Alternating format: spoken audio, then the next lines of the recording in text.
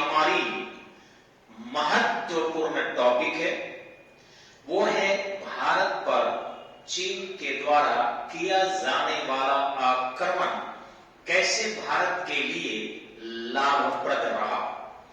तो सबसे पहले मैं कहना चाहूंगा कि 1962 में जो भारत चीन युद्ध करके हम लोग पढ़ते हैं, इसमें युद्ध नहीं था, आक्रमण था।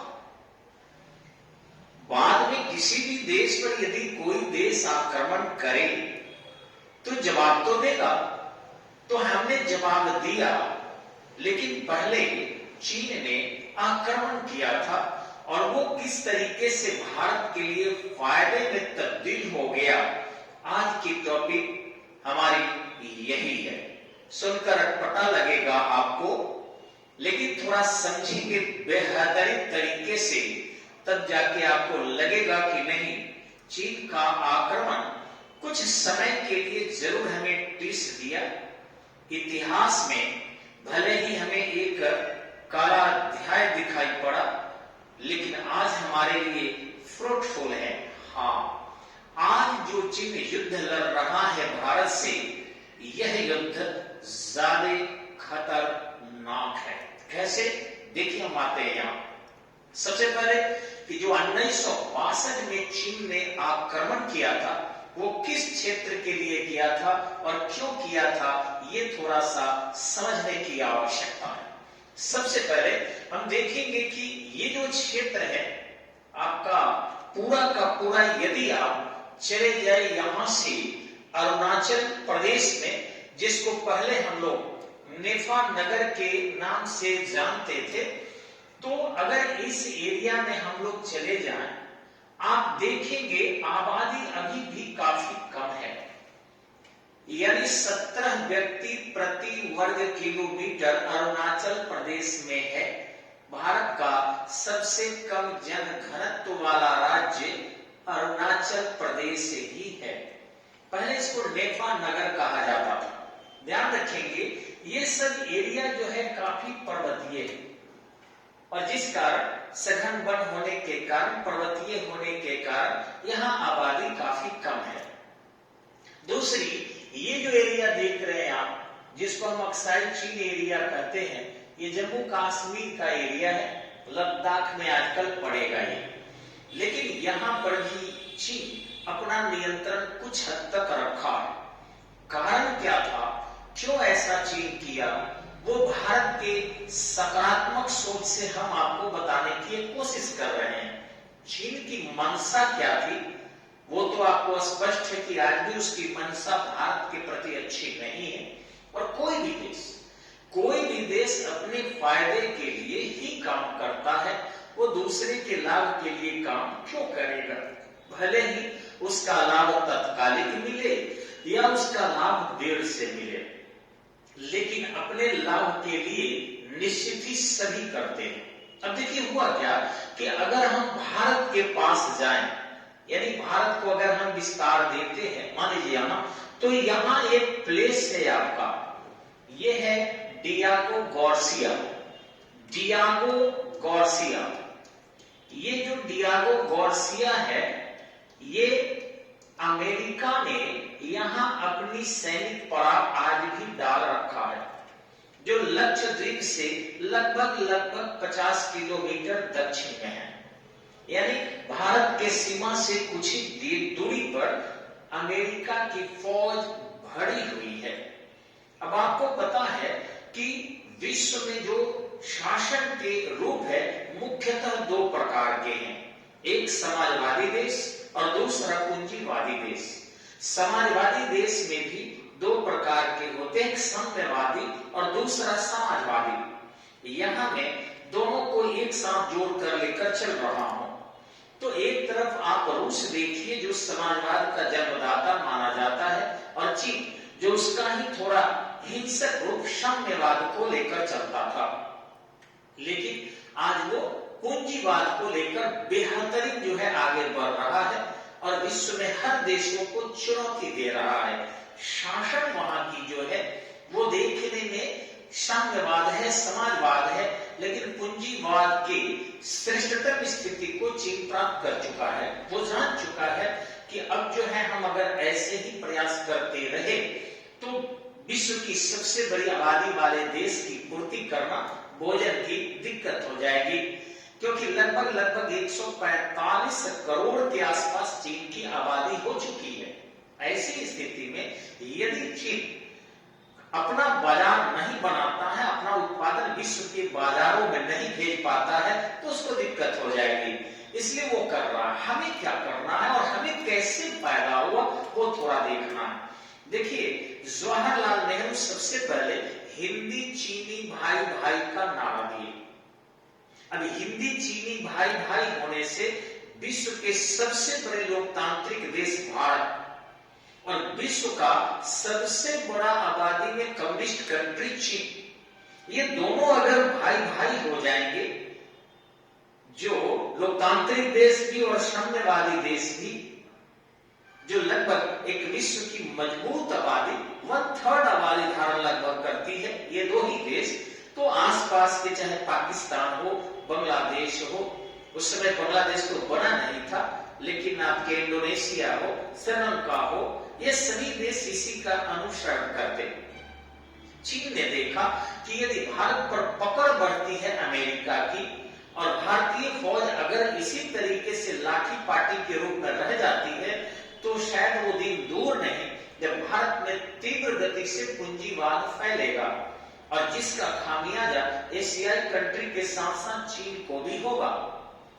उस समय में 1962 के आसपास हमारे इस एरिया में जो फौज लगभग रहती थी, मोटे तौर पर मैं बता रहा हूं, इसमें करीबन अगर 24 सैनिक होते थे तो इन 24 सैनिकों में 8 के पास ही आपका जूता होता था, लाठियां होती थी या फिर कपड़े होते थे, वर्दियां भी नहीं थी, बंदूक भी सबके पास नहीं थे। अब आप सोचिए कि अगर उनको गश्ती करना है अपने बॉर्डर पर और वो गश्ती के स्थान पर कपड़े बदलने आ जाते हैं, एक कपड़ा उतार के देता है दूसरे को, सबके पास बंदूकें नहीं थी, सबके पास गोलियां नहीं थी, आधुनिक अस्त्र शस्त्र नहीं थे, अस्त्र शस्त्र पर जो है निवेश नहीं किया जा रहा था, अनुसंधान नहीं हो रहे थे, तो आप अंदाजा लगा सकते हैं कि हमारी सेना किस तरीके की थी। हमारी सेना में दृढ़ता कोट कर भरी थी। हमारी सेना जो थी वो अपने सीमाओं की रक्षा के लिए, मर मिटने के लिए सदा तत्पर रहती थी, लेकिन अस्त्र का अभाव था। ऐसी स्थिति में चीन आक्रमण किया। चीन के आक्रमण का उद्देश्य चाहे जो भी रहा हो, लेकिन हमें सबसे बड़ी फायदा यह हुआ कि हम जो इस साम्यवादी विचारधारा की तरफ धीरे धीरे बढ़ रहे थे, कम्युनिस्ट विचारधारा की तरफ बढ़ रहे थे, हमारे विकास जो है धीमी गति से हो रहा था, सेना में अस्त्र की जो है मात्रा काफी कम थी, सीमाई क्षेत्रों के डिफेंस पर उतना ध्यान नहीं दे रहे थे, अकस्मात देश में एक क्रांति आ गई। और एक एक करके आपको बता दें कि हमारे सेना का आधुनिकीकरण किया गया, अस्त्र शस्त्र के उत्पादन पर और आयात पर भी बहुत अधिक ध्यान दिया गया। हम तीव्र गति से परमाणु बम बनाने की ओर अग्रसर हो गए। साथ ही साथ हम एक से एक एयरक्राफ्ट खरीदने लगे, MiG-21, MiG-25, MiG-27, MiG-29, ये जो है आपके जगुआर जो है हमने ब्रिटेन से मंगाना शुरू कर दिया। अस्त्र शस्त्र गोले वगैरह बड़े पैमाने पर देश में भर गए। हमने रशिया से संधि किया, कुछ अस्त्र शस्त्र हमने फ्रांस से लिया, कुछ हमने ब्रिटेन से लिया, और इस तरीके से हम जल सेना, नौसेना यानी नौसेना, वायुसेना और थल सेना तीनों को काफी मजबूत किए। वर्ष में कई बार इनके प्रशिक्षण दिए जाने लगे, आपसी युद्ध का अभ्यास किया जाने लगा, सैनिकों के हर प्रकार की शारीरिक योग्यता और अस्त्र शस्त्र की प्रशिक्षण देकर अस्त्र शस्त्र की योग्यता की जो है जांच परख होने लगी, और इस तरीके से विश्व के अन्य देशों से हम संबंध मजबूत करने लगे। एक चीज और हमारे सामने उभर कर आया, वह यह था कि इस युद्ध में 62 में हमने एक चीज देखा कि जब 1947 में हम आजाद हुए थे, 1945 में विश्व जो है लगभग अलग थलग पड़ने लगा था। 1949 में आपको पता होगा नाटो बन गया था, अब उस नाटो के कारण नॉर्थ अटलांटिक ट्रीटी ऑर्गेनाइजेशन एक तरफ अमेरिका साम्यवाद समाजवाद को रोक रहा था और वहीं इधर समाजवाद विस्तार कर रहा था। तो जितने भी ब्रिटेन के अधीन कंट्री थे स्वतंत्र हो रहे थे। एक तरफ रूस अपने गुट में शामिल कर रहा था, दूसरे तरफ अमेरिका अपने गुट में शामिल कर रहा था। अब इस गुटबंदी के दौर में देखे होंगे टिटो थे, नासिर थे, नेहरू थे, इन्होंने नैन की स्थापना की, नॉन अलायंस मूवमेंट, गुट निरपेक्ष आंदोलन। ये गुट निरपेक्ष आंदोलन, न तो हम अमेरिका में रहेंगे न हम रशिया गुट में रहेंगे, यानी सोवियत गणराज्य गुट में रहेंगे। ऐसी स्थिति में एक परिवर्तन देखने में आया कि अमेरिकी फौज धीरे धीरे अरब सागर में आने लगी, यानी यहाँ पर बड़े पैमाने पर पूंजीवादी प्रवृत्तियां बढ़ने की ओर होड़ लगी हुई थी। ऐसी स्थिति में यदि हम रशिया पर केवल विश्वास करते रहते, समाजवाद पर विश्वास करते रहते तो तरक्की भी नहीं होता। और दूसरा जो सबसे नेहरू जी को एक चीज जो है जरूर आभास करा दिया कि जिस रशिया को हम लोग समझते थे कि हमारा सबसे अच्छा मित्र है, आज भी है, ऐसा हम नहीं कहने जा रहे हैं कि हमारा मित्र नहीं है, लेकिन भारत और चीन के समय में जब संघर्ष हुआ, योग कहें चीन ने जब आक्रमण किया और हमारी सेना जो है अपने बॉर्डर की रक्षा के लिए अपने प्राणों की बलि देने के लिए कूद पड़ी, युद्ध में तब्दील कर दी उसको, कम अस्त्र शस्त्र में भी उसको हर मोर्चे पर हमने पटकनी दिया। वैसी स्थिति में नेहरू जी ने अमेरिका से भी मदद की मांग की और रशिया से भी किया। सबसे पहले रशिया से किया और ध्यान रखेंगे रशिया ने एक शब्द कहा था, उस समय की बात को ध्यान अगर देते हम लोग तो कहा था एक हमारा मित्र है और एक हमारा भाई। हम किसी का साथ नहीं दे सकते हैं, आप आपस में निपट लीजिए। सोचिए कि दो आदमी अगर पटका पुटकी किया हो और एक आदमी पटका गया हो और उसके पेट पर बैठकर उसको मार रहा हो, या योग है दो मित्र हो और एक अकस्मात धोखा करके उसको धक्का दे दे और उस पर चढ़ के उसको मारने लगे, और दूसरा अगर मदद मांगा जाए कि झगड़ा छुड़ा दो और वो कहता है दोनों मेरे मित्र हो, तो ये सीधा साबित होता है कि रूस चाह रहा था कि भारत पिटा जा रहा है, भारत परेशान है, भारत परेशान होता है। एक मित्र का फर्ज है कि सीधे सीधे पहले झगड़ा को छोड़ा दिया जाए, इसके बावजूद जो होगा सो होगा। रशिया तुरंत हस्तक्षेप करता, चीन को सीधे चुनौती देता कि आप भारत पर आक्रमण अगर किए हैं तो क्यों किए हैं, और हमारी सेना इस गुस्ताखी के लिए भारत की तरफ से आपसे युद्ध करेगी, अन्यथा आप अपनी सेना के सिर माफी मंगवाइए और जो क्षेत्र पर आपकी सेना ने अपने नियंत्रण कर लिया है यथाशीघ्र खाली कीजिए, इसके बाद जो होगा बैठकों के माध्यम से समाधान होगा। अगर ऐसा रशिया किया होता तो निश्चित रूप से रशिया के साथ हम सदा के लिए रह जाते, यानी हमारे राजनीति में ये समझ में आ गई कि रशिया जो है ऊपरी तौर पर हमारे साथ है या विश्व में हर जगह हमारे साथ है, लेकिन जब चीन का मुद्दा आता है, समाजवाद का मुद्दा आता है, साम्यवाद का मुद्दा आता है, तो धीरे से आंख बंद कर लेता है, हमारे साथ जो है झंडे लेकर खड़ा नहीं होता।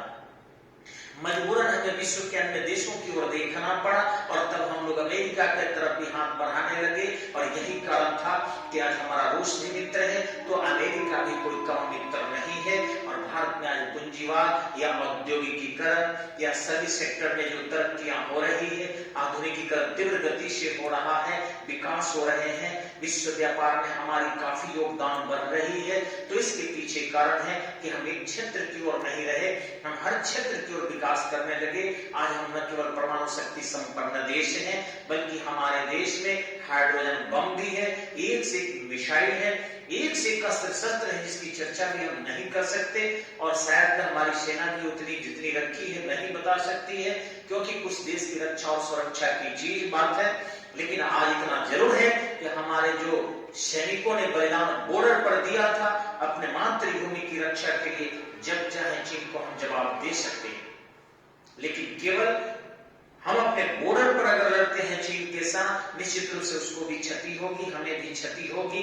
हम उसे पटकनी देने के लिए आर्थिक रूप से मजबूत हो रहे हैं, औद्योगिक रूप से मजबूत हो रहे हैं, उसके दोगलेपन के कारण हम उन पर विश्वास कतई नहीं कर रहे हैं। इसलिए कहा जा सकता है कि हम अपने पड़ोसियों को भांपने में सफल रहे, अर्थात युद्ध की शुरुआत तो चीन ने किया, लेकिन चीन जीता नहीं। आज अगर युद्ध नहीं किया होता तो निश्चित ही शायद चीन हमारा सबसे प्रिय मित्र होता। चीन ने युद्ध कर भले ही कुछ समय के लिए, महीने दिन के लिए हमें डिस्टर्ब किया था, लेकिन 1962 के युद्ध भारतीय सेना ने जीती थी, क्योंकि भारतीयों ने अपने पड़ोसियों पर विश्वास करना कम कर दिया है, अपनी रक्षा खुद करना शुरू कर दिया है और आज विश्व के सैनिक रूप से ताकत बन गए हैं। जय हिंद, जय भारत।